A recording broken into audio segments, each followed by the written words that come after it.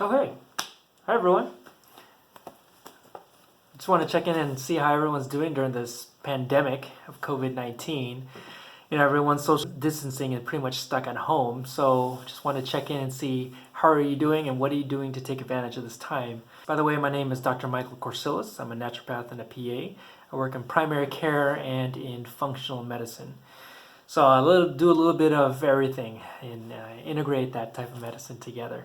So when it comes to COVID-19, I just want to give my thoughts on what I recommend, what I've been recommending to patients during this time, and what I've been kind of hearing from a lot of patients regarding their concerns during this time.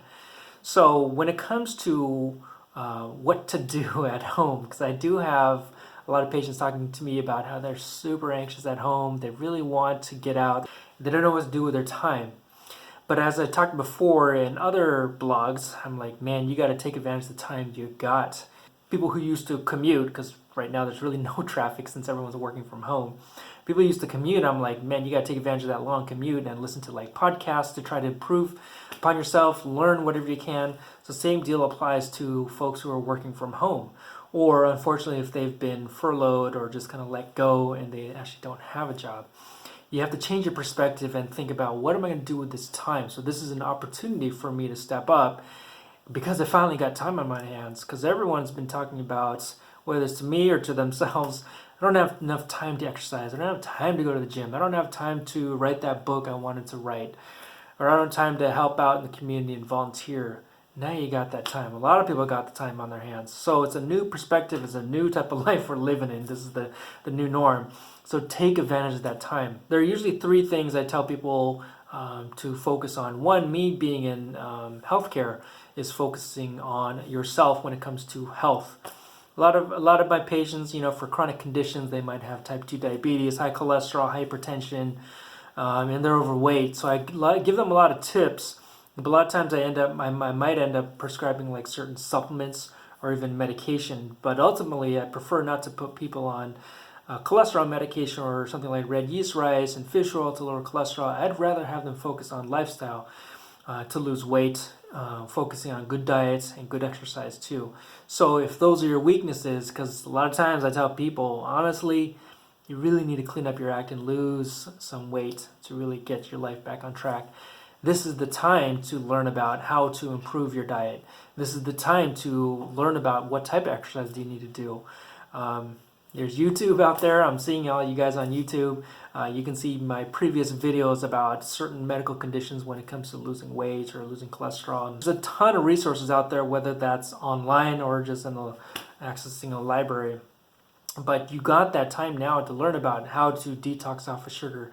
What's the ideal breakfast? What's the deal with intermittent fasting? What's the deal with, high intensity exercise? What type of weights I need to do? How much cardio do I need to get? So you have all that information at your fingertips because everything is readily available now. I'm available online because I'm doing a lot of telemedicine and telehealth with my patients, but there's a lot of resources out there you definitely have the time to utilize. Man, if you're getting tired of watching Netflix, or you do want to catch up on your Netflix, get on a treadmill or an exercise bike while you're watching Netflix or while you're learning about how to eat healthier and how to exercise and that sort of thing. The second thing I usually tell people to talk about how to improve upon yourself is relationships. All right? And that's a big issue. I've been having a lot of patients talk to me almost on a daily basis now. They're super stressed being at home because now they're got to homeschool their kids. They got to teach them math or make sure they're doing their homework and keeping them entertained.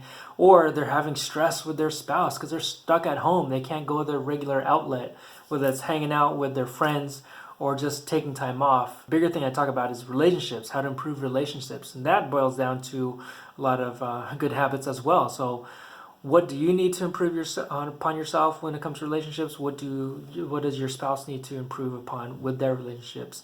And it does focus a lot on good communication. So again, there's a lot of resources out there on what to do in relationships, including talking to your primary care provider.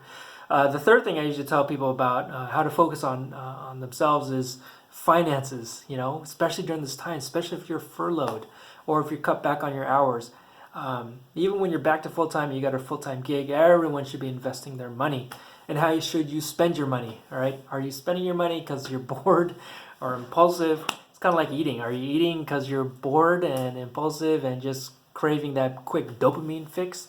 So you got to look at why you're spending that money or why you aren't saving that money. So those are just a few quick tips, but the biggest thing I want to impart upon people, have people focus on, what are you doing for others? How are you trying to step up? So leadership is super hard to teach.